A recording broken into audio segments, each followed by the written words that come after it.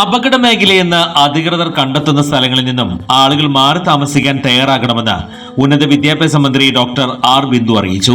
ജില്ലാതല ഉദ്യോഗസ്ഥരുമായി ചേർന്ന അവലോകന യോഗത്തിന് ശേഷം മാധ്യമപ്രവർത്തകരോട് പ്രതികരിക്കുകയായിരുന്നു മന്ത്രി.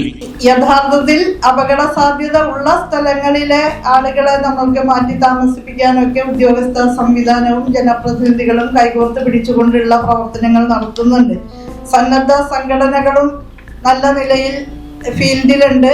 അങ്ങനെ ഏകോപിതമായ പ്രവർത്തനം നടക്കുന്നുണ്ട്. ഇപ്പോൾ നമ്മുടെ ജില്ലയിൽ എല്ലാ കാര്യങ്ങളും നിയന്ത്രണ വിധേയമായിട്ടാണ് പോകുന്നത്. പകൽ സമയത്ത് തന്നെ ക്യാമ്പുകളിലേക്കും മറ്റും സുരക്ഷിത സ്ഥാനങ്ങളിലേക്ക് മാറാൻ തയ്യാറാകണം. രാത്രികാലങ്ങളിൽ മാറുന്നത് ഒഴിവാക്കണം. ജില്ലയിൽ നിലവിലെ സ്ഥിതികൾ നിയന്ത്രണ വിധേയമാണ്. വിവിധ വകുപ്പുകളും ജനപ്രതിനിധികളും ഏകോപിപ്പിച്ച് പ്രവർത്തിക്കുന്നുണ്ട്. നിലവിൽ 144 ക്യാമ്പുകളിലായി 2984 കുടുംബങ്ങൾ ഉൾപ്പെടുന്നു. ആകെ 7864 പേരാണുള്ളത്.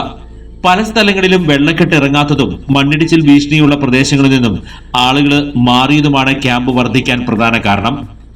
മണലി, കുറുമാലി, കരുവന്നൂർ പുഴയിലെ ജലനിരപ്പ് അപകടനിലയുടെ മുകളിലാണ്.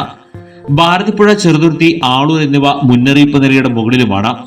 പീച്ചി, വാഴാനി, ചിമ്മിനി, പൂമല, അസറക്കുണ്ട്, പത്താഴക്കുണ്ട്, പെരിങ്ങൽകുത്ത് ഡാമുകളിൽ നിന്നും ജലം പുറത്തേക്ക് ഒഴുക്കുന്നുണ്ട്. ഓഗസ്റ്റ് 2 രാത്രി 11:30 വരെ ഉയർന്ന തിരമാലയ്ക്ക് സാധ്യതയുണ്ടെന്ന് ദേശീയ സമുദ്രസ്ഥിതി പഠന ഗവേഷണ കേന്ദ്രം അറിയിച്ചിട്ടുണ്ട്. ഇതിനെ തുടർന്ന് കടൽക്ഷോഭം ഉണ്ടാവാൻ ഇടയുള്ളതിനാൽ അപകട മേഖലയിൽ നിന്നും മാറി താമസിക്കാൻ തയ്യാറാവണം. ജില്ലയിൽ ജാഗ്രതാ സന്ദേശം നിലനിൽക്കുന്ന സാഹചര്യത്തിൽ ആരും സാഹസികത കാണിക്കാതെ സംയമനം പാലിക്കണമെന്ന് മന്ത്രി അഭ്യർത്ഥിച്ചു. 2 ദിവസങ്ങളിലും നല്ല പങ്കാളിത്തത്തോടു കൂടി തന്നെ MLA-മാർ ഉൾപ്പെടെ യോഗം ചേരാൻ സാധിച്ചതുകൊണ്ട് ഓരോ പ്രശ്നങ്ങളും ഗ്രാസ് റൂട്ട് ലെവലിൽ തന്നെ മനസ്സിലാക്കി റിപ്പോർട്ട് ചെയ്യപ്പെട്ട യോഗങ്ങളായി അവ മാറിയതുകൊണ്ട് കാര്യങ്ങളൊക്കെ കൃത്യമായിട്ട് കൈകാര്യം ചെയ്യാൻ സാധിച്ചിട്ടുണ്ട്. വെള്ളക്കെട്ട് മൂലം 45 റോഡുകളിൽ ഗതാഗത നിയന്ത്രണം ഏർപ്പാടായിട്ടുണ്ട്. നമ്മുടെ ജില്ലയിൽ ഇപ്പോൾ ക്യാമ്പുകളുടെ എണ്ണം 144 കുടുംബങ്ങൾ 2984 കുടുംബങ്ങൾ ഈ ക്യാമ്പുകളിലുണ്ട്. 7864 വ്യക്തികളാണ് കുട്ടികളടക്കം ആ ക്യാമ്പുകളിൽ പങ്കെടുക്കുന്നത്. ഇപ്പോൾ ജലനിരപ്പുമായി ബന്ധപ്പെട്ട് മാറ്റങ്ങൾ സംഭവിച്ചാൽ ക്യാമ്പുകളിലേക്ക് കൂടുതൽ ആളുകൾ വന്നു ചേരും.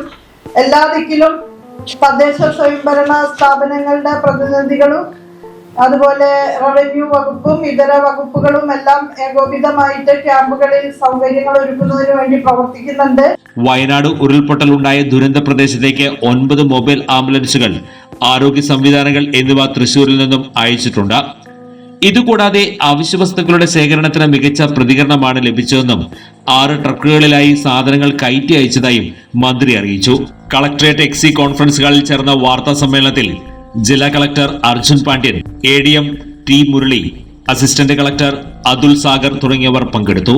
ഓഫറുകളുടെ പെരുമഴ നമ്മുടെ സലാല മൊബൈൽസിന്റെ പുതിയ മെഗാ ഷോറൂമിൽ. എല്ലാ ബ്രാൻഡഡ് സ്മാർട്ട് ഫോണുകൾ ഓൺലൈൻ വിലയേക്കാൾ കുറഞ്ഞ വിലയിൽ.